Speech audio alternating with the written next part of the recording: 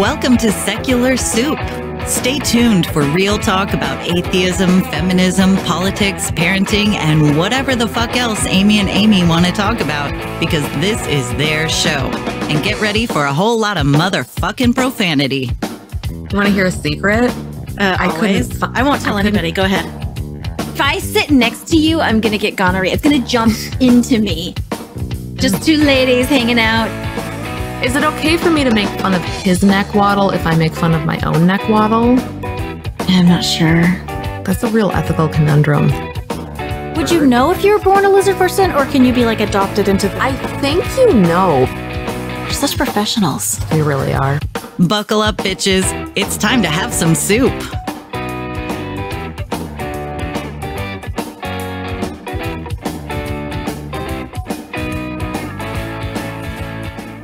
I'm Amy with an I. And I'm Ocean. Yeah. Which is already cool. Mm-hmm. That's what Amy made your name in the group, is Ocean is already a cool name. And then I saw that. Gave everybody else nicknames, but Ocean's already cool. And it was like exciting and sad at the same time. Yeah, I get it. Because especially growing up with my birth name, there's no nickname. There just isn't. And my siblings had nicknames. Everybody had nicknames. I don't have a nickname. No, this is true. My name's just Amy. Yeah. Yeah. Well, a lot of people call me by my middle name, but I'm not going into that one here. But that's something I go by a lot in my real world. So, how are you, Ocean?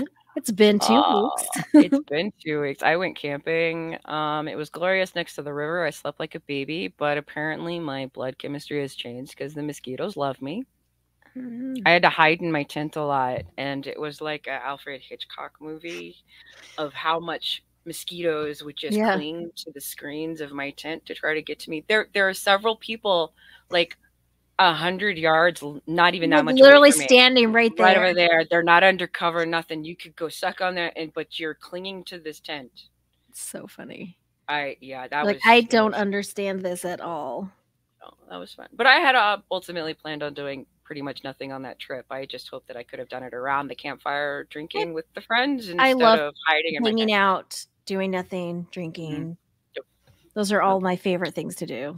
Oh yeah, I do that. That's right. Well, and with how hot it has been, we actually camped at 9,000 feet. And so while it was a heat wave down here at 5,000 feet, we were enjoying 75-degree, lovely temperatures. It was great. It's 102 still right now. So we're getting that down here where we are in mid 90s on the bad days, but it's August. Oh, it's almost August. Yeah, so it's August. It is. Yes, it will be the worst month. It'll cool down. It is. Yeah, it's 102 right now. We've been above hundreds for weeks. We keep getting heat advisory warnings. We don't go outside. The usual Texas crap. Yep. And I get messages from my friends that are up high. They're like, whiskey's water. But it's like, they're like, are you okay? I'm like, yeah, I don't leave my house. Like, I swim at my friend's house at like 7:30 at night. Like, I'm fine. I'm golden. Like, I don't go anywhere. I don't leave. No. So we talked about it before. We grew up together. And you said that you had stories to tell. Stories to tell. Oh, my goodness. I know. I'm going to broach it. I'm like, hey, how are we going to do this? Well, how do you start talking about things? Hard things, heavy things. I've been saying a lot today because folks like, how you feeling? Brave is the phrase that I tend to use. Did my mic just change? Mine did. Okay, just checking. It's me, not you. And so today, brave is the key word. It is brave, and it's huge, and it's really important. So the real quick and dirty, about 10 years ago, I had a mental breakdown, and was hospitalized, and then hospitalized off and on for a couple of years, and then has been spending the last 10 years in therapy and working out, why am I the way that I am? What's wrong with me? What happened to me? What caused me to be this way? And in this series of that process, I was able to slowly uncover the trauma of my past, of my childhood, of my upbringing, of things that I thought were normal, that aren't of things, realizing that there's such gaps in my memory of my childhood that's due to trauma. It's due to dissociating. It's due to my brain trying to protect myself, that I spent practically from birth in survival mode. Which is huge. Spent decades in that, growing up and into my adulthood years. It's and so now it's taken 10 years to just get to this space to understand and talk about this, and I'm still uncovering things. Things will still trigger, and it's like, crap, what the fuck was that about? Yeah. Now what do I have to work through? Yeah. Now what I have to do? There's this other thing, and here it is. Yeah. And as my brain starts to heal and those pathways start to reconnect, new memories are uncovered. Because you're healthy enough to actually address them. And these flashes of memories come back, and that's how this will. It's very unpleasant. It is very unpleasant because I have one flash of picture memory of my abuse as a teenager, which is what uncovered. And there's no reason for you to have that. No, and later I'm having a conversation with myself as I'm camping out in the mountains with my QP at the time, and it's early in the morning. It's like 5 a.m. and nobody's up. And this is like my favorite time of camping, when nobody's out. I'm having my coffee. I'm enjoying. I love that too, because it's like it's nice and cool. Oh, and it's quiet. You can sit on the rocks and they're cold. Yep, it was just great. And so but I'm processing thoughts of these realizations of just how severe this trauma was for me. And my brain at one point, because I talk to myself in my head, it goes, "I can tell you more if you want more. I can show you more." And I'm like, oh, dear God, I do not. Thank you. No, thank you. Because this is as graphic as we'll get at this point, because we're going to go back to how the fuck did it get there. But the image that I had was just pubic hair and a man's crotch in my face. And I was 13. And I was 13 years old at the time. I was 13 years old at the time. Yeah. Yeah, there's no reason for that. And no. Thank you, brain, for protecting me. Because I don't think I would have been able to survive this long if I had been able to constantly recall that abuse, that trauma. So once it's out there, though, you can't. Yeah, once you know, you can't unknow it, and that's it's the you want a diagnosis because then you can treat it, but now it has a name. Yep. Now you fall into a category of people that you didn't think you fell into. Oh yeah, I always just say I'm really lucky because I've never been abused. Right. I always thought, I was like, wow, 1 in 3 women, I must be so lucky. Like, I've literally never been raped, and then I was like, oh fuck, wait, that's rape. Oh no, that's rape too. Oh. See what happens when we don't educate our children? And then I'm like, wow, well yeah, because you think it's gonna be that angry, like fighting, like you screaming, yelling. You watched a lot of Lifetime movies, right? Yeah, stranger rape. It's not. Danger. It's not. It's the nice boy that brought you a tiger for your first date. It's, it's the man that everybody praises in public. Yeah, he picked up every check. He was like the nice boy. Behind the scenes, he's sodomizing you. Oh, so but for me, as a random example. Right. Yeah. Well, but still, and I have friends. I have a personal friend that has gone through trauma just like that repeatedly with their now ex-husband. So my ex-husband too. It's shit. And sadly, I have stories from him too that are different, that are just awful. But yeah, these stories aren't uncommon. But no one tells them. Common is that nobody tells them, because it feels to me that my story is unique. Yeah. Because you don't hear this story told the way that I have it. But I think the reason why it's unique and you don't hear it is just because it's not told, not because it's actually unique at all. Right. Like no one's saying anything. There's so much shame and stigma that's wrapped around these things. Yeah. So why do we tell these stories? Why do we even talk about this? What's the point? Because I'm certainly not, trying to make myself look big and upbeat by talking about how I was traumatized as a child. And I don't think that you do either, to be clear. But this is absolutely not fun for either of us. No, so the thing is, If this was easy, this is so incredibly it's so incredibly common, but everybody's keeping it to themselves that we have to. We have to share the story about the grooming and the assault and the things that are just seen as okay because it's just the, you know, the weird girl, or it's just that chick that is in my bed, or it's just that she's just a slut anyway because look what she was wearing. Right. You know, she's a tease. She's asking for it because she showed up in that dress. Like, these things need to be talked about. Like, they have to be talked about because no one deserves to be assaulted ever. So I want to explain via a story why it is that I want to talk about my lived experiences of emotional, spiritual, and sexual abuse that I endured growing up. You had like societal abuse too, almost like. Oh yeah, but it's a whole thing. We'll go into it. That's where the emotional and the spiritual come into play there. So, but yes, that's part of it. That's because you were literally ostracized. It was a whole thing, but it was by design. We'll get there. Yep. We'll get there. Because, no. And when you said that, I remembered it, but I never actually thought about it. Yep. No. But yeah, because how did that happen? How did they get there? Because it's not something that happens overnight. But why am I sharing this story, and why do I want to share my story? Because not everybody's obligated to share their story. Let's be clear. No, you can keep it to yourself. No one your healing deserves journey is your healing journey. Yep. I made a choice a long time ago that I can't stay quiet.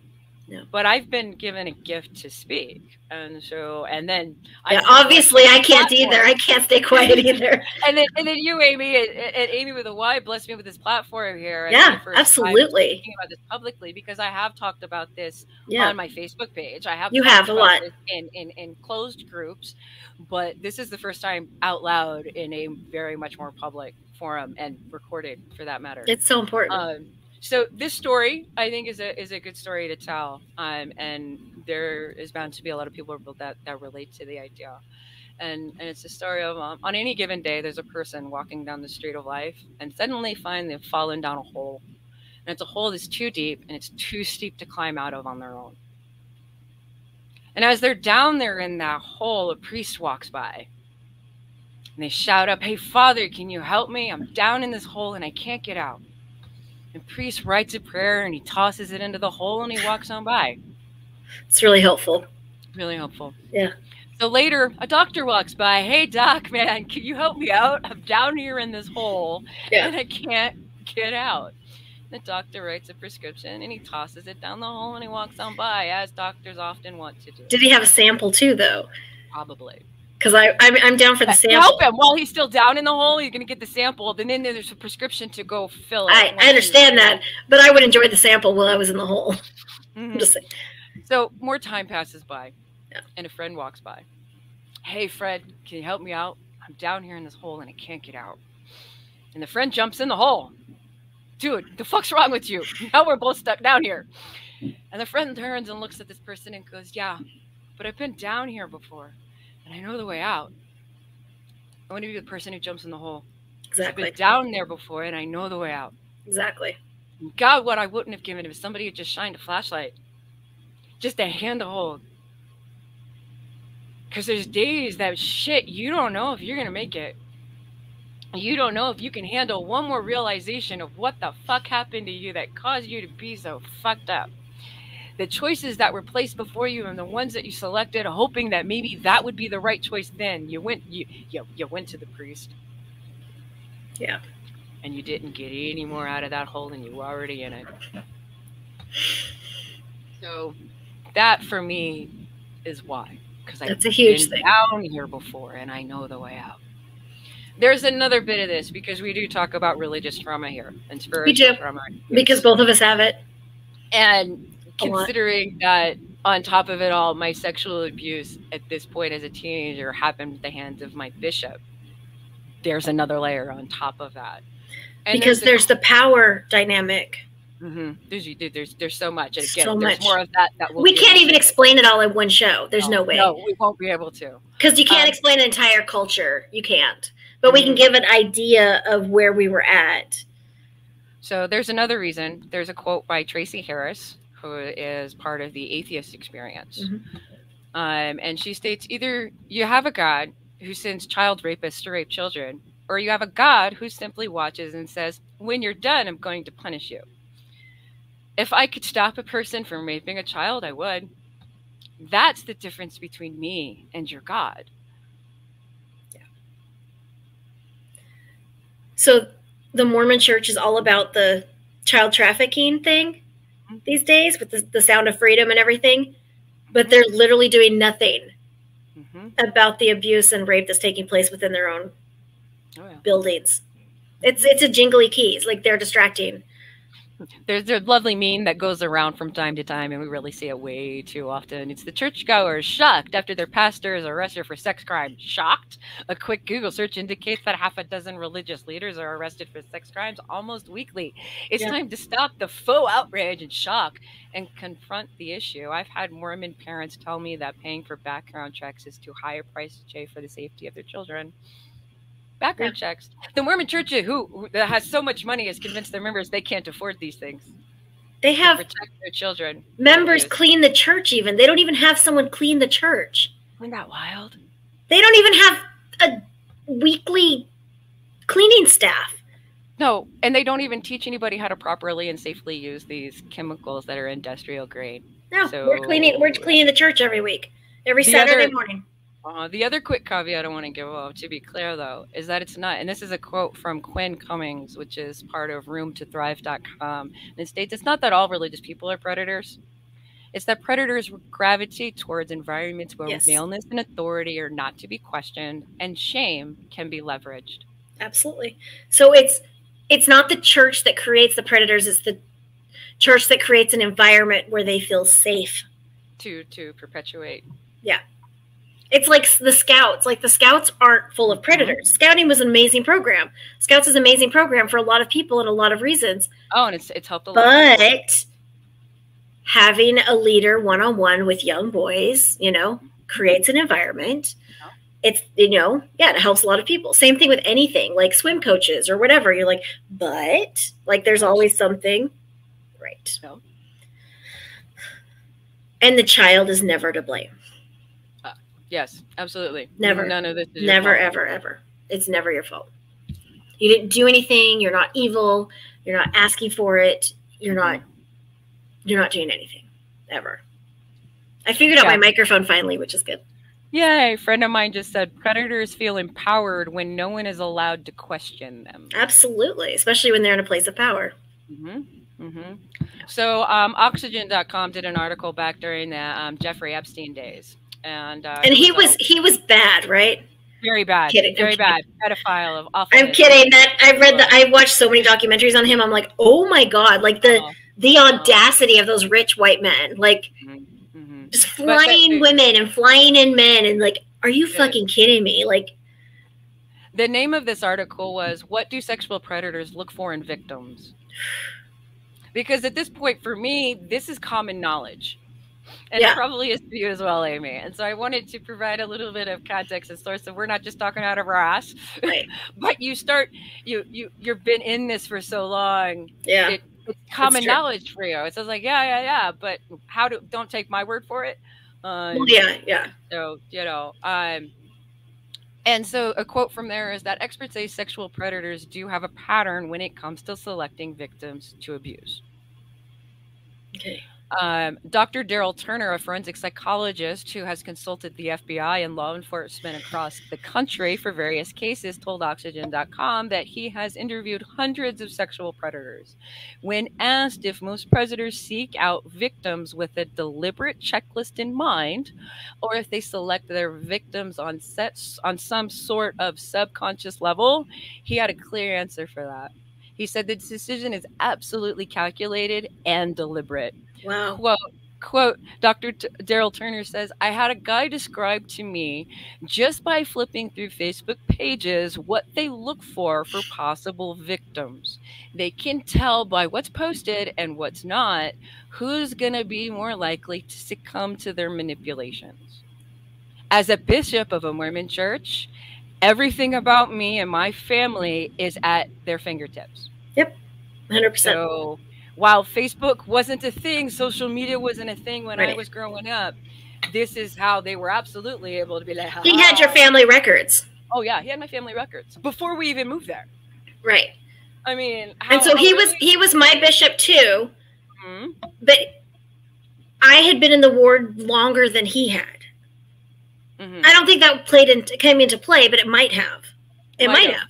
I absolutely think that. I think it was because you came in as a new person.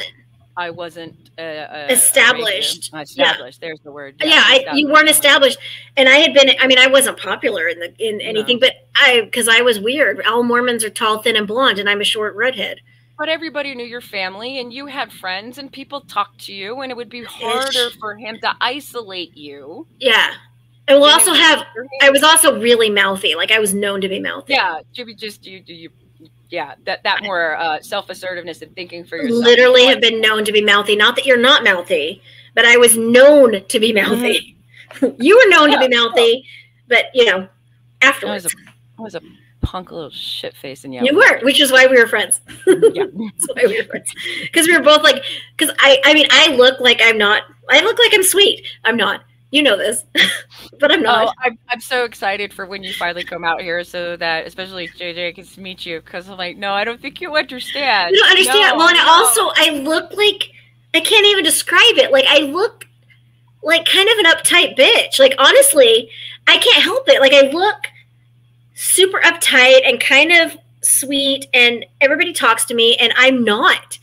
And I have such a hard time believing all of those things, but I just know you so intimately well in a personal. But you see my pictures though, like yes, and so I look so approachable and I look so sweet, put together, and I'm a hot mess. I'm full of bees in my head. I don't know how to describe it. Like I'm on a lot of medication. I'm probably drunk, but. One of the big differences of the separation, and I had this epiphany just today, and it was maybe not totally, but you were much more femme. I always have been, and that's one thing that I always have been. I am on that spectrum of like binary. It's not the gender spectrum. My abuse was very specific in the oral category. Yes, mine and the whole spectrum. I was much more of a tomboy. You always had a wallet. You wore a wallet in your pants, like in your jeans, and always did. Always in jeans and a t-shirt and a flannel. And I've always been very, very femme presenting. Even like always have been, because on that spectrum, I am very feminine. I'm not. You carry it well. Oh, and I clean up well. We all clean up. But I'm not straight, but I'm very feminine presenting, because that's a whole spectrum. That's a spectrum. Yeah. There's so many spectrums all over the place. But yeah, I'm when I do that scale, it's like I'm like all the way femme, but then like demi pan, like So yeah, it's one of the reasons why we do get along as well. Exactly. Well, I'm also like foul mouthed and fully bitchy and whatever. So I just don't look it because of the femme. You're the femme tomboy. Right. So when I was a kid, I wanted to be a lumberjack ballerina. But I think that actually kind of nails it. Because that's who I am in my core. So, yeah. So yeah, that's they look for certain markers. So we're gonna go through that a little bit. Yeah, I want to hear that. But it doesn't mean that you ask for it. No. It just means that there's things that someone else is looking for that you happened to present at that moment. Things are things that were not in my control. Nothing is in your control. Yeah, None exactly. Of this is in my control. And I was also attacked. I was targeted later in life too. So we can't control what someone else does to us based on things that they perceive. Like that's not something. There's this knowledge of crime of opportunity. Mm-hmm. Don't leave your car unlocked with the windows rolled down and expensive item is in your car. You're just inviting somebody to steal from you. And so the crime of opportunity here is that I hit all of these points. Right. Let's be clear. This isn't about what anybody's fucking wearing. Right. In comparing it to breaking into one's car. Right. But because the thing ultimately the person that is robbing my dignity, my worthiness, my whatever, your their sense of security, your right of a childhood, and this is about control, not attraction. Mm-hmm. This is totally about control. Always. Rape is always about control. Sexual assault is always about control. But yeah, Amy, as we go through this list, and I mentioned the things about myself, because the time period we were both living and attending the same ward. We were children. We were tiny babies. As things trigger memories, please feel free to absolutely, yeah. Because I read the thing too, and I was like, okay, I'm ready.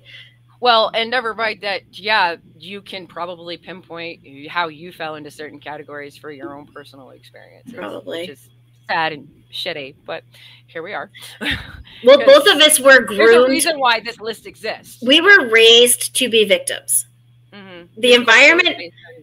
We were raised as Mormons, and we were raised to be victims, and we were raised to be married at a super young age by some man who said he dreamed about us, and then just give them babies for the rest of our lives until we die and our uteruses fall out of us, or whatever their wet dream is about that. I don't know, whatever the men are dreaming about. Oh, and then if we do that all well and diligently, we can go to heaven and continue to make. Then I get to have babies for all millennium. Yeah, I'm super excited about the spirit babies that I get to have forever. And we have to share your husband that you married for all time and eternity with a whole bunch of other women. Right. Which some people are into that, and that's chill, but this is not a choice per se. Yeah, Mormons are weird. But anyway, we're going to get back to this list over here. Okay. We digress. Sure.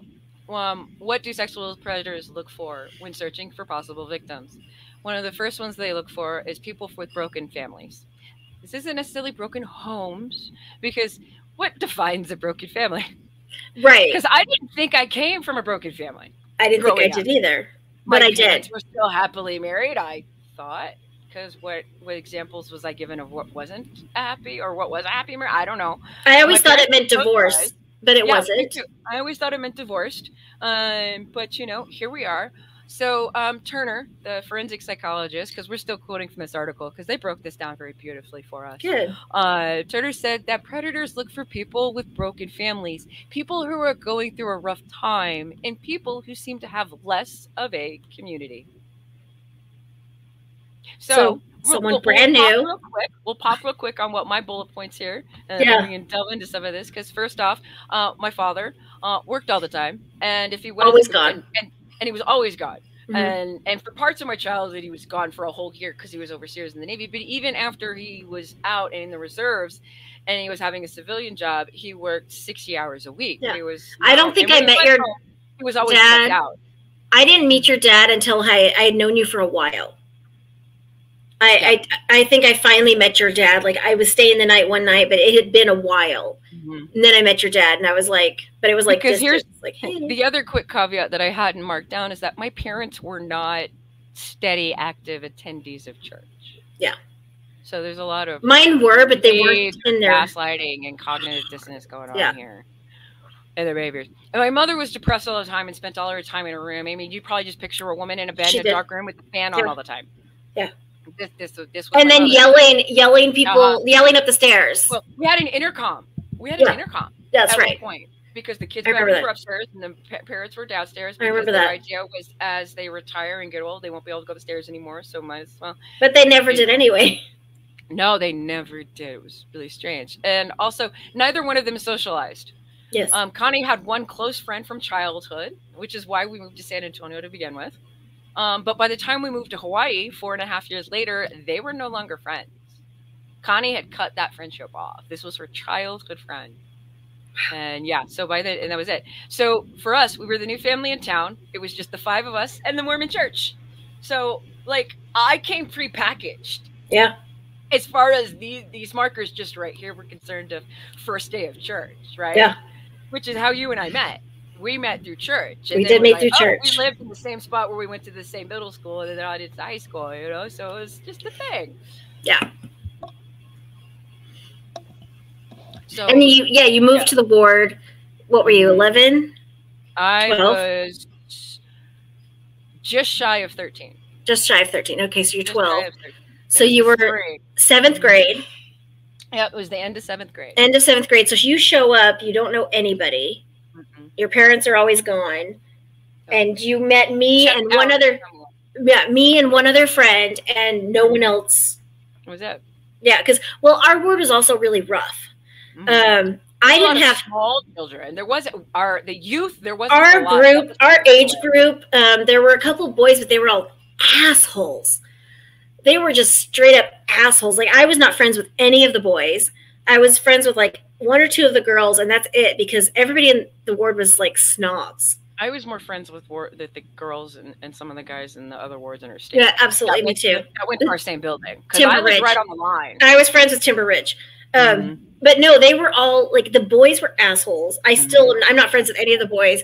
I'm still friends with some of the girls because they were nice. Like, there were some nice people, but no, it was rough because it was a small group and very cliquish, and there was a money divide. Like, there was the people that had like a lot of money. Yes. And then there was the people that were just like, you and I were like middle class. Well, and I don't know if you realized it. The street that I lived on, we lived in the smallest house on the street. It was a faux 2-story. Yeah. Every other house on our street is a big block. It's a big square box, 2-story, huge. And ours has the cute little ranch front porch and a faux windows on the second floor facing the front, and that's not real because it looks like a 2-story from the back.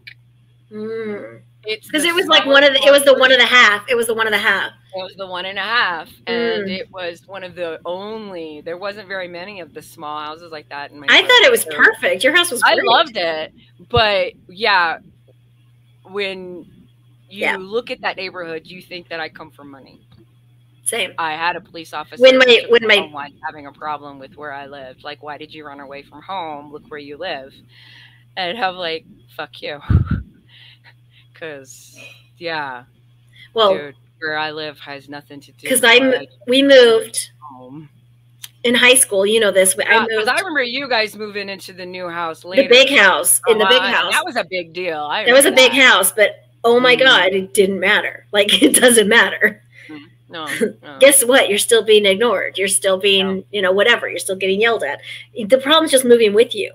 Your parents are still working the same jobs that they were before. They're still pinching pennies, if not harder now than they were before. And they're still, cranky as they were before. Yeah, nothing's changed. Exactly. And you're still treated like lower than. So right.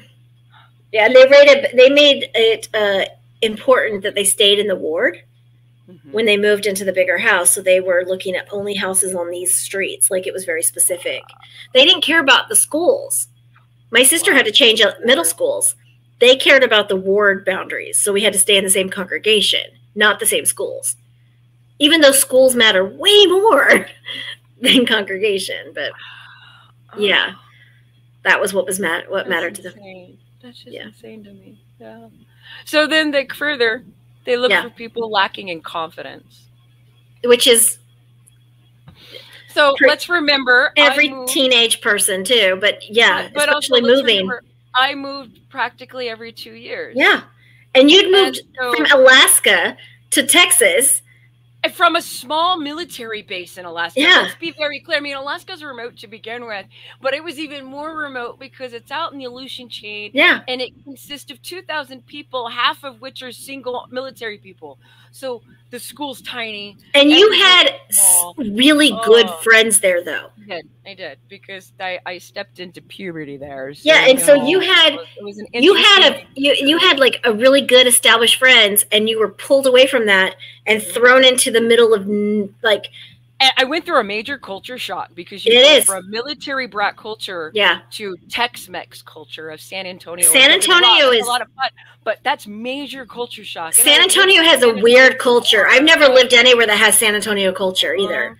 And it's great, but it is, but it's hard. It's a problem, and I actually mentioned this. So Turner, again, the forensic psychologist, says the victims who don't seem to be confident in themselves will likely be, quote, eager to please and, quote, not certain of their own identity.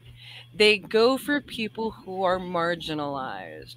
Now, with all that moving, I prided myself of being a chameleon, of being able to adapt to a new living environment and, moving the way I did. It was kind of a survival trait at that point.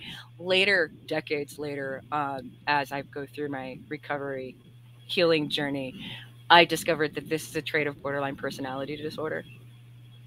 I don't recognize myself when I look in the mirror. And when I look at pictures of myself, especially from this time period, I don't recognize me. I saw a picture of myself of the group picture of the theater group. And I'm like, where am I? And I'm like, is that me? And I actually had to read the names listed. And I recognized the faces and the names of the two people sitting on either side of me. And that's how you recognize yourself. And I didn't recognize myself. This, again, is another trait of borderline personality. It's also disassociation. If you just completely blocked it off.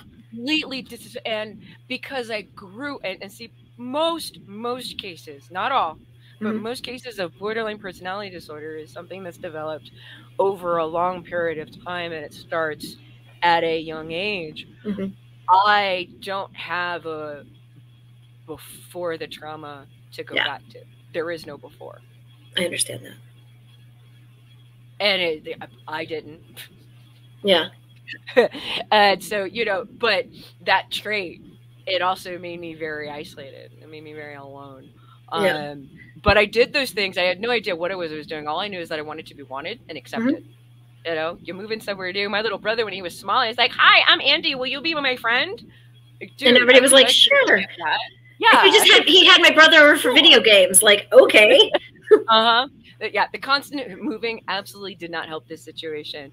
And then at the very young age, I was taught to not question authority, which authority is read as any adult, any priesthood holder, especially any man in a suit.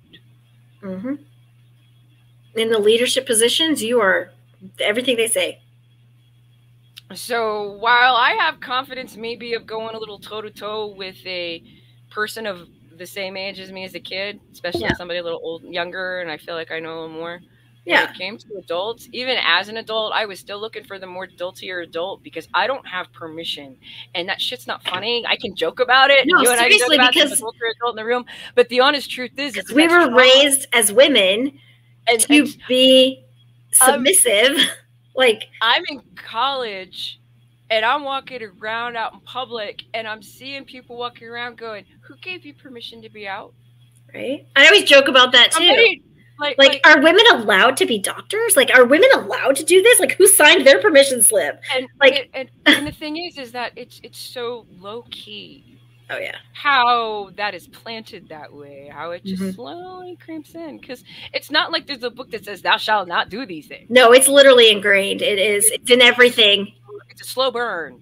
What is the word? Subversive. It's subversive. Covert, subversive. So it's in everything. It's in the songs. It's in the so there you go with that lacking in confidence. That shit was just built in. And you know, I was scared of my parents. I was very easily intimidated by adults. And and you were so tiny too. You were little. I was 110 pounds. You were wet. Tiny. I was tiny. Yeah. 5'4". I'm still 5'4". But there were. But you were like teeny tiny. Yeah. Yeah, skin and bones. Yeah, I remember that. You were just like so tiny. Yeah. No, so you know, so there you go. We got those 2 points right there already. Yeah, you've hit them. It just and here's the sad part: the hits just keep coming. I'm sure. Because why are these people targeted? Is a glorious question. Yeah. Because again, the importance here is like, how did it get there? How did those things fall into place to make that happen? And it's not as cut and dry and as easy as one thinks it might be. No. So they can isolate them more easily. Right, and no one will notice. This is why they target them. Yeah, because they can pull them away from their social groups and no one notices because they're already pulled away. Dr. Turner goes on to explain, he says they want to isolate this victim from their normal social network because it destroys their frame of reference. Yep. Because you can't if compare, I'm not going over to the Mormon families' houses and seeing how those people are being treated, how am I supposed to know that how I'm being treated is not okay? And that was huge. That's what happened to you. Well, exactly what happened to me. Yeah, we'll get there. Oh, we're getting there. We're getting there. This is the spot. It's sweet and a sad. I'm very excited. I'm not excited, but you know what I mean. I get you. I get you. There is a healing process of positivity of being able to put these pieces together. Right. It's and like understand what happened and how. Owning that it also helps heals from the it's not your fault. It's There's not. nothing you could have done that would have changed this. You were a child. I did what I thought I was supposed to do, Right. what I was told was the thing to do. Yeah. And yeah, I can't fault myself for that. That took a lot for me in therapy too, is forgiving me. Because looking back, if I was in the same situation with an abuser, there's no way in hell he would have been able to do anything to me. But I am, a grown-up, and I was a child. Like, of course I would now. That was, 25 years ago. Like, because he goes on to say that way family and friends won't step in to call out the situation. Right, because nothing would change. Relationship that is either inappropriate, abusive, or strange. And so let's clarify this in the perspective and scope of Mormonism. Yes. Very specifically. Yes, because that's what matters here. Mormonism becomes unique, but very not good. Yes.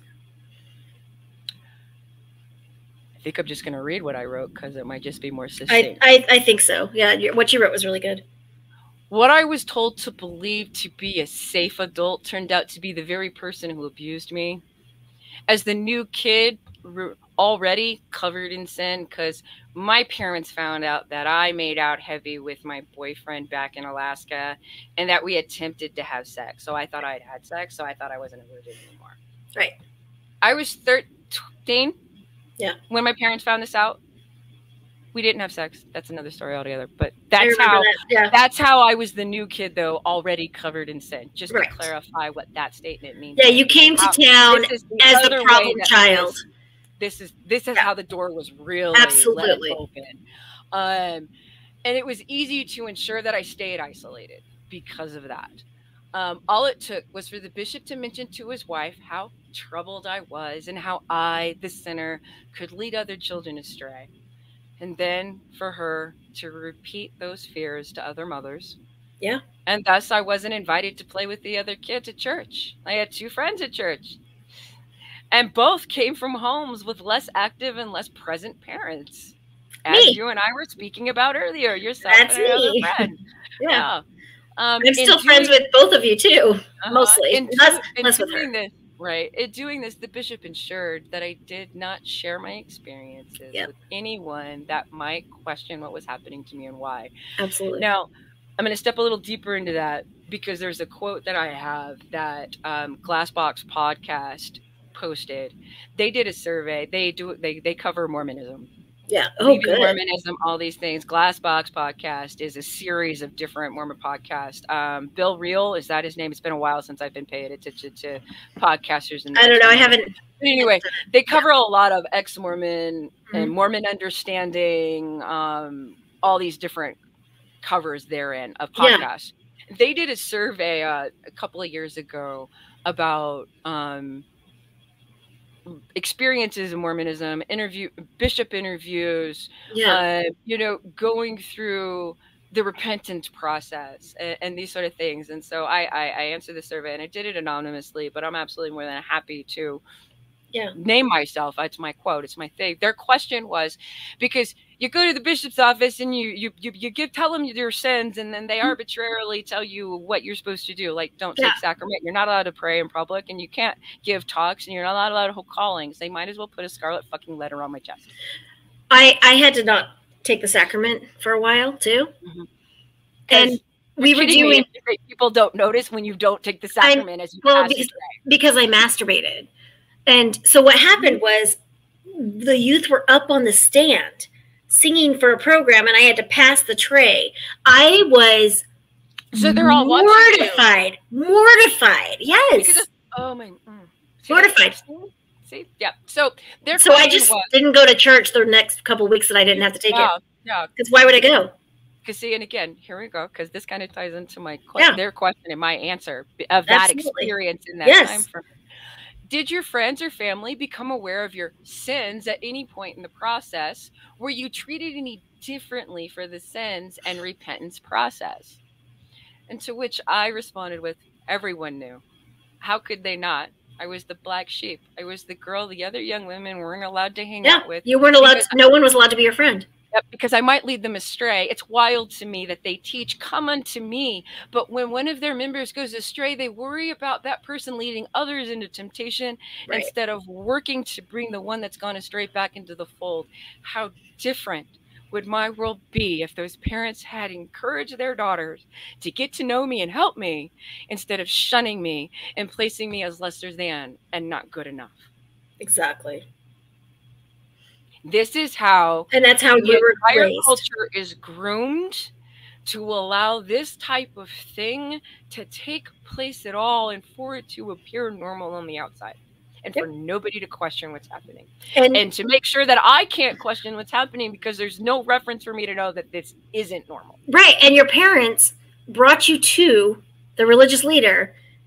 So yeah, that's what comes next. This just is what dropped you off. Where are we at time? It's already 6 o'clock. Where are we on time? It's 7. Yeah. Time. Yeah, it's mountain time. So should we stop here? We could stop. This is a good point to stop. I don't know. How long are we supposed to go? You can keep going. It's okay. Okay. You want to tell your story? Well, I didn't blink the halfway point. Because yeah, all of this is so they control. So they can control me, so they can control the environment, so they can assure that the abuse can happen and continue to happen. It's true. And nobody's the wiser. Again, Dr. Turner goes on to say, the more they can isolate from that network, the more they control the thinking of that person. Right, because they want to make you think that you don't have anywhere else to go. And so now here's my story and why I had asked you at one point in a previous podcast if church had ever started late for you, which then made me realize I need to be more specific in the question that I asked with that. So I realized in all these things, I realized at one point that I started acting out a lot between the ages of 13 and 15. I remember that, but I didn't know why. And it was mostly on the weekends. And it was typically on Sunday mornings, and especially when Clay, my father, wasn't home when he was at work. There's a huge power dynamics that skewed in our household, especially with Clay not being present. And I'm the oldest. And so Connie and I, our power was practically on the same level. If there was there was a hierarchy, it was Connie and me, and then the dog, and then Clay, and then my siblings. And I'm not kidding. It's funny, but it's not. Right. And so it was easier for me to push back with Connie. Yeah. And it's especially easier for any child when there's only just one parent. And let's be honest, she's the weakest of. And she was the weaker link. Absolutely. She's the weaker link of the two. Right. So there's that. Like we knew that if we could make my mom cry, it was over. Like. And so yeah, that developed over years of this power dynamic. And Clay also didn't help when he was present. If it didn't make him look good, if it didn't benefit in him some way, and he just didn't want to deal with it. And so, you know, Connie's issues with me were her problem. Right. Clay's issues with me were my problem. Right. So, to move on, the story here, though, I was in the 8th grade. And it's one Sunday morning, and I run out of the house, and I don't remember what the fight was with my mother. But it escalated to the point that I'm checking out and I'm running out of the house because I'm done and I need to get away from you. So I run out of the house and I run down the road and around the corner to the elementary school. Which was right at the end of your street. Yeah, it's right around the corner for me. And I don't remember how it all played out and how it got to this point. But at one point, I'm on one side of the fence and Connie's on the other. And I reach out across the fence and I slap her in the face. To which she leaves. Clay, my father, is called. He leaves work. So I'm in big trouble now. Yeah. Dad, don't make me call your father. No. So now we're in the living room, Clay and Connie and I. And the bishop has now been called. It's Sunday. Let's remember, this is Sunday. The bishop's now been called and he's on his way. Church is supposed to start soon. And he's already been abusing you at this point, hasn't he? Yes.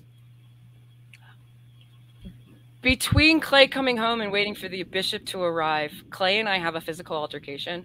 I'm a very mouthy, loud individual. In our household, when we feel like we're not being heard, we just escalate our volume. We always did that too. Now I don't yell at all, you know. Clay at this point, I grew up in so much Clay at this point decides that the best way to shut my mouth, being the military personnel that he is to physically restrain me. Yep. And I describe this even then as bending me into a pretzel. I could feel the pain the following morning and for days every time I stood up from a resting position. I remember standing up from a class finishing in 7th period, whatever, in middle school, and every time I stood up from my desk, it hurt. Clay was kind enough to write a note for my PE teacher to excuse me from PE on Monday, which then led to me being sent to the nurse's office, which then led to me being sent to the counselor's office, which then months later led to social services showing up at my door. Good, honestly. But by then, everything was back to normal. They really didn't interview me. I left the room. They just talked to my parents. According to Connie, one of the first questions out of this social worker's mouth was, how often did I dye my hair? And the answer was never. Back then, disregard this now. There's reasons now, right? Because back then, no, I had red hair. My mother would have died. I was in trouble if I put sun in my hair. I know. No. So this is just strange to me. Anyway, and honestly, let's be sure that Connie embellishes things, so I can't trust how accurate or precise those statements are either. I just know that that's a statement from her that she relayed from them that stuck with me. So anyway, but going back to that Sunday, Clay's there, pretzel, Bishop shows up. It's the 4 of us in our living room, and we're all talking. Or I'm listening, I guess. I don't know. Yeah. I don't know what was said. I do know that it was made clear that this was all my fault. And then if I didn't do what I was, if I would only do what I was told. Which was to go to church early. Church started 30 to 45 minutes late that day. Well, what happened was they started church with the first and second counselor and said the bishop has been called away. Oh. Then they not church know? Started. That's what happened. Yeah. They waited for a while, but then they started church because our ward was in the middle because we had a ward before us and a ward after us, so we couldn't be later because someone was coming after us. So we were on a tight crunch. So that's what happened that day. Yeah. But it occurred to me. It happened more than once too, where the bishop wasn't on the stand. He's got problems. I know he does. I'm friends with his daughter still. Really good friends with his daughter. I finally realized in processing all she's of actually this, amazing.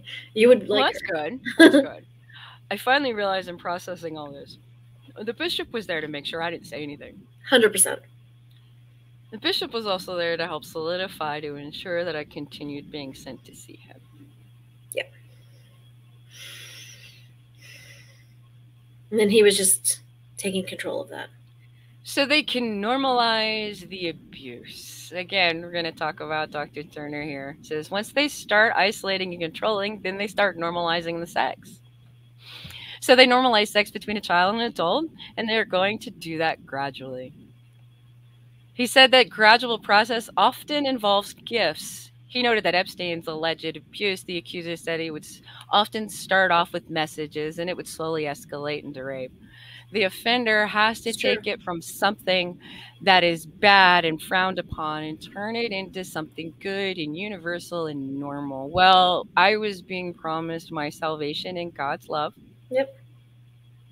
And to put it in the more, what was he doing to control my parents? He was promising my father jobs that he never got. While in the same turn, the bishop was lying about his own work positions that he was holding at the time and his actual ability to get the job. Yeah, I thought that he owned the companies. I was at least led to believe that he was helping manage several of the stores. No, I thought he owned them. He's a food inspector. And there's nothing wrong with being a food inspector, and I'm grateful for them. But this man was lying about something I literally thought no, I thought that he owned those stores. Apparently his siblings did. It was a family thing. But yeah, so there was that, because at the time my father was in the reserves. He was working as a civilian as an assistant manager for a KFC, but the hours are crap and the pay is shit, and the benefits are awful, and so here's this promise of getting a job as a manager or even just an assistant manager at a major pizza restaurant. Yeah. Yes, please. I mean, Clay at one point went for 2 weeks for some training for some things in hopes of promises that once you complete this, that there will be a job waiting for you at the end. And there never was. There never was. So this is just another way to string him along. So, of course, as long as we're nice to the man, he will continue to be nice back to us. So, that's how these things were leveraged. And it's so covert, and it's just awful. But a great way to trap my parents. And they think that he's doing them a favor, and so they have no reason to feel that they shouldn't be able to trust him. And he's one of those gregarious people that makes everybody think that he's just like this wonderful, kind man. He comes in and he's just like, "Hey, yeah." I remember that. Like, he's a salesman at heart. Like, absolutely. So in Mormonism, my problem was that I was a sinner. You're a straight up slut.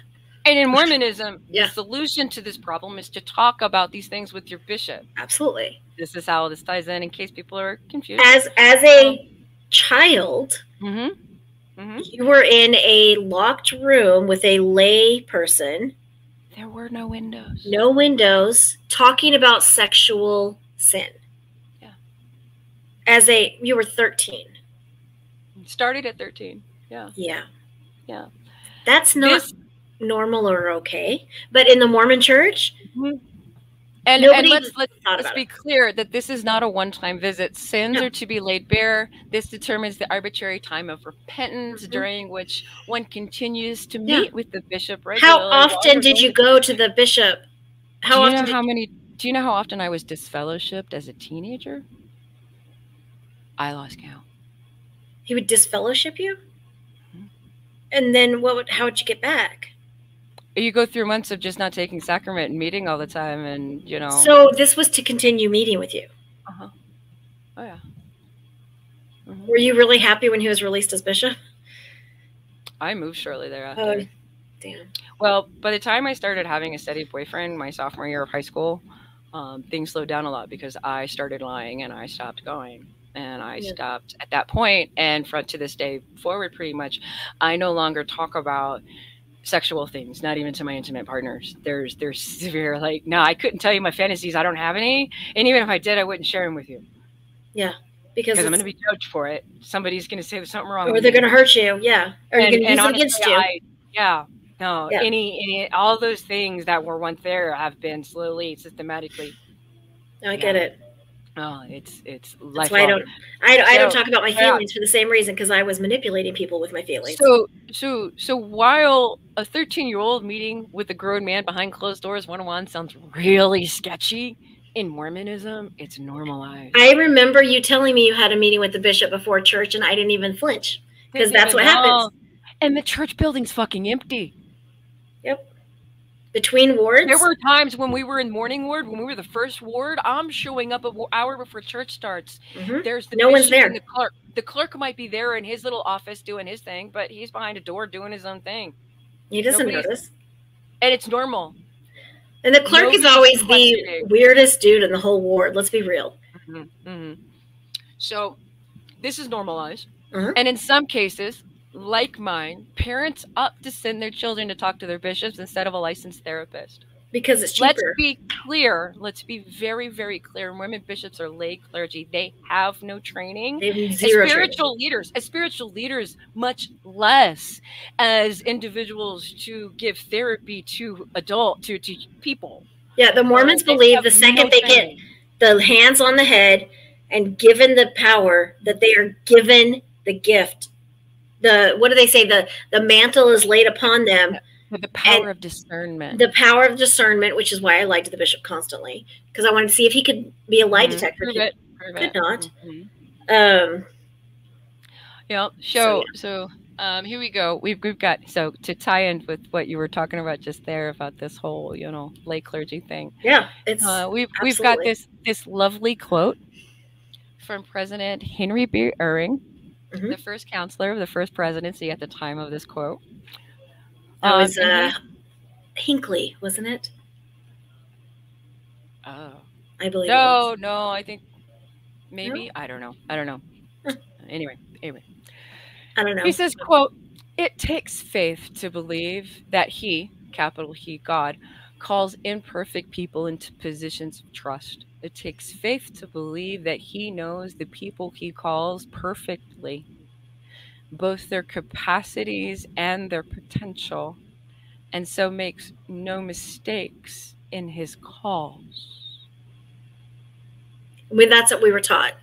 This quote I have paired with a picture with a headline from an article dated in 2019 that says, "Driver's ed teacher, Mormon church bishop, accused of sexually abusing 20 girls and women." Yep.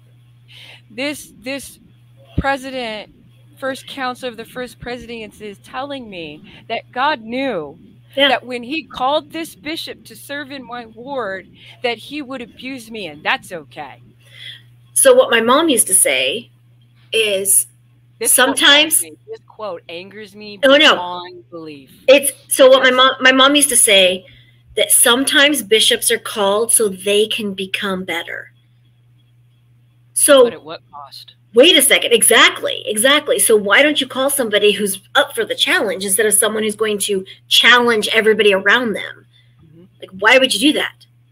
A perfect God would never do that. Mm-hmm. If a real God would never do that. Like, that's maddening. But my mom has a lot of little quotes and stuff that she says because she's always trying to rationalize. It's easier that way. She's always rationalizing her beliefs, which are bullshit. So rain.org has a thing, which is an amazing organization, and that's RAINN.org. It's a rape, assault, incest. I can't remember all of the acronyms. Yeah, I can't remember the rest of it. But yes. But no, I have been on that a lot because I have also been sexually abused. So yes, I have been there a lot. They have a section in there about grooming family and community. And this is why this is so important when we talk about Mormonism, because there's the entire environment grooming going on in the entire environment that made it possible for this to take place. Because that's what I told my mom. I was like, I was bred to be a victim. Yeah. Like, I was literally bred to be someone's perfect victim, like boxed up. And we're not allowed to talk about sex. So we're not allowed to. Boxed up and shipped to someone, like, here you go. Here's your perfect victim. She's real cute. She'll do anything you say. She's not going to talk back. Move her far away from her friends. Like, perfect victims. And their quote there about this is, grooming behaviors are not only used to gain the victim's trust, but often are used to create a trustworthy image and relationship with their family and community. Exactly, their entire family connections. Child and teen sexual abusers are often charming, kind, and helpful. Exactly the type of behavior we value in friends and acquaintances. You don't need to be suspicious of someone who is kind to your child. Exactly. Most people are well-intentioned. Buying them gifts. Taking them out. You should be on guard that this type of behavior is sometimes just a mirage, a way for an abuser to gain your trust so that they have more direct access to your child, because they jobs, can see my mother that. Clinging to families being together forever was so important that my soul stays clean. Because if I don't repent my sins, if I'm not clean, how can you go to the temple? How can you go to the temple? How can you be together forever? Yeah. And make it and we're going on with the quote here to make it less likely that the child will be believed if they speak up about the abuse. Right, because no one's going to believe that charming person. That's what happened to me. I was like, hey, this person did all of these things to me. And I had friends that were I thought were close friends scream in my face that I was a fucking liar because this person gave them expensive gifts. They chose sides. They picked up the tab every time we went out to dinner. They would buy them things. They would do things for them. They were always like super helpful. So how could that person be the person that raped me, hit me, assaulted me? You know, called me a cunt in front of my kids. How could that, because that's what not they in relation do. To him, but gee, it doesn't look like a serial killer. What the fuck does a serial killer look like? Exactly. What does a rapist look like? Rain.org goes on to say, says you should also talk to your kids about risks and boundaries. Yes. And make sure that they know what they can come to you, that they can come to you if anyone Everything. crosses My the kids line. can say everything to me. Yes. Because I was not given a safe environment. But they to say ask so questions. much to I me wasn't now allowed to ask questions. that I had to draw a boundary when my daughter was okay. For these hours and these hours, I need you to not please. I love No. you, but I need. So my daughter's 13. Oh, right. Yes. And she comes over to me one time and she goes, "Oh, Mom, feel this." I'm like, "I'm not going to touch her butt. I'm not." Because she was like, "Feel this right here." It was on her butt. And she was like, "No, feel this." And so I was like, "Okay, fine." And I like patted real fast. I was like, "Okay." And I was like, "Ew, it's sticky." And she was like, "Yeah, I bled through." I'm like, oh my God, child. I was like, boundaries. Thanks for sharing, but oh my God. That's what I told her. I was like, I really love that you want to share everything with me, and I appreciate this so much, but I don't want to touch your blood. So can we please have some boundaries established? Please. And thank you. Like, she was like, she thought it was the funniest thing ever, and I'm glad that she felt that closeness, but I was like, I feel safe around you like that. Sweetie. But, also, go change your pants. She was like, I'll just put a pad on. I'm like, no. I tapped the outside. You need to change all of your clothes, and it's gross. Shower. Oh, God, no, she doesn't shower. She's 13. So, yeah, like 13-year-olds don't shower. No, apparently, no. My youngest Niblet, they're pushing back, especially with Mom. Mom's the safest. Yeah. And so they're really testing. That's me. That's me. I'm the safe one because their dad is not very nice. But yeah. So no, I'm the safest, and so they get pushed back. I'm saying 13-year-olds don't shower. 43-year-olds don't shower either. Like, let's be real.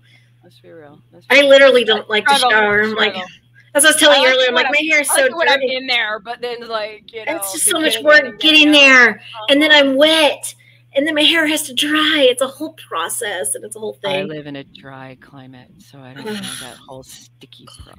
No, but my hair, I have so much hair. Like, you have no. This is. I used to have hair like that. You did. I used to have a lot of hair. So like I know what that's like. Yeah. It takes 20. Why I cut it all off. I used to, but I like it long, and it looks good, and it makes me look younger and whatever. Yeah, but it's a whole thing. It's like it's a whole thing. But anyway, we digress, as you say, yes. As your T-shirt says. Yes.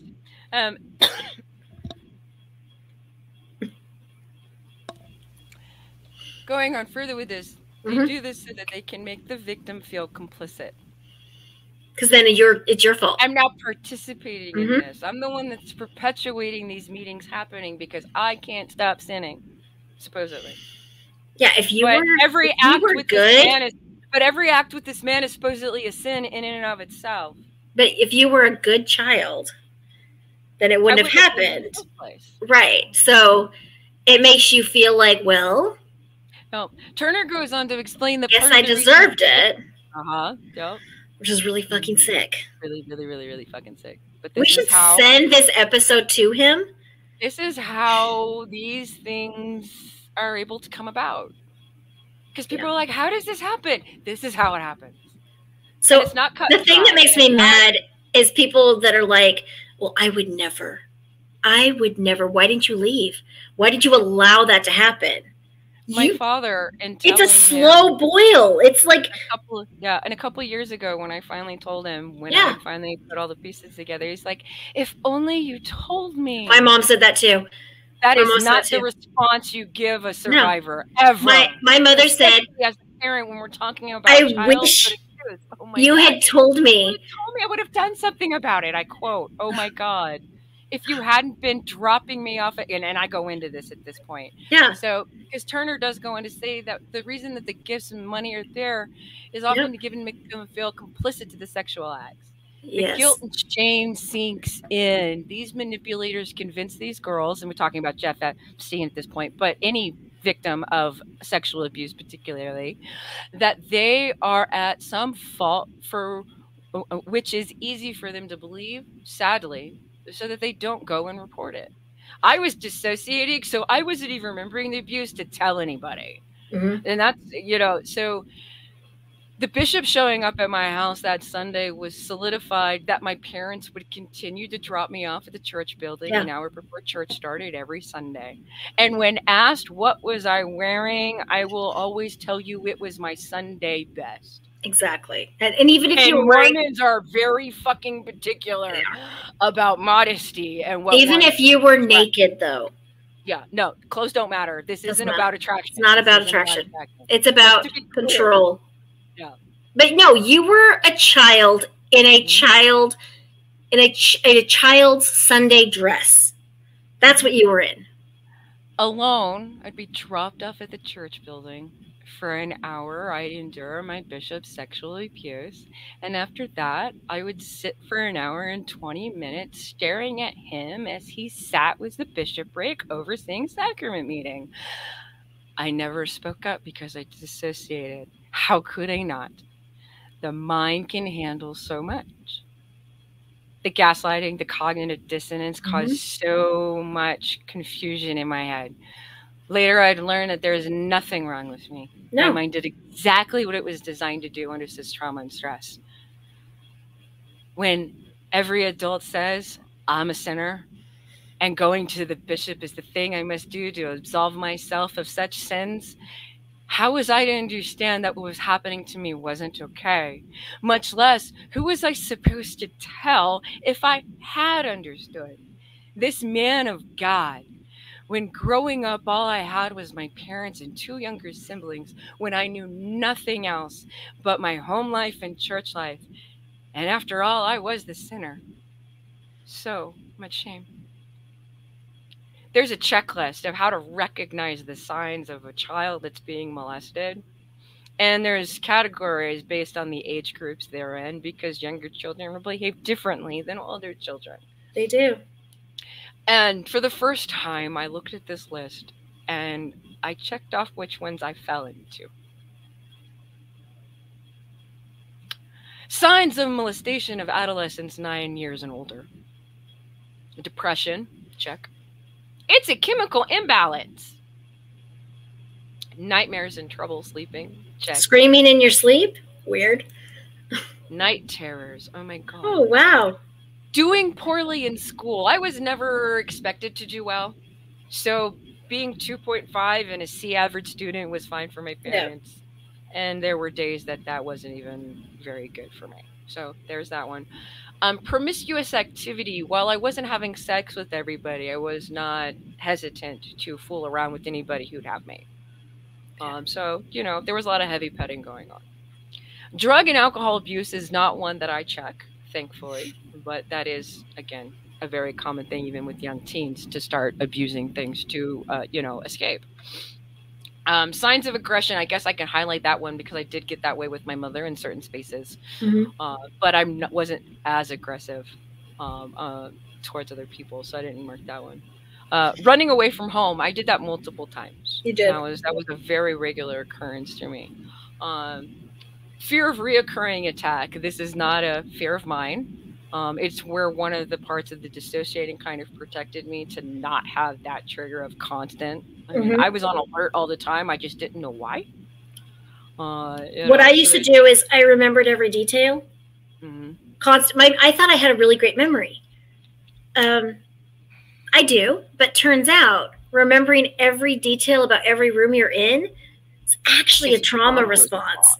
You shouldn't need to remember that the keys are in the stand by the door 4 hours later, unless you're with someone or you are scared that someone will come in and ask where their keys out, or someone's going to ask and you need to know where everything is. Otherwise, you're going to get hit or hurt or abused in some way. Like that's trauma response. So I'm not smart anymore, and I'm just like not to that level. Changes in appetite is another one, and Absolutely. That one I checked on. I ate more to make myself less attractive. My metabolism was insane, so I was able to eat all sorts of weird things. There was a long time that I was a lot of pasta and butter and salt, And then as I got older and started getting married and having sex, and my body changed, and nobody told me that if you don't burn the carbs, it turns into sugars, which turns into fat if you don't use it. Yep. And so, then I discovered what being fat was. And then I realized, there were still people that would kill to be my size. So, that's fine. Anyway. So that's what I did. I ate a lot of food because I married my abuser.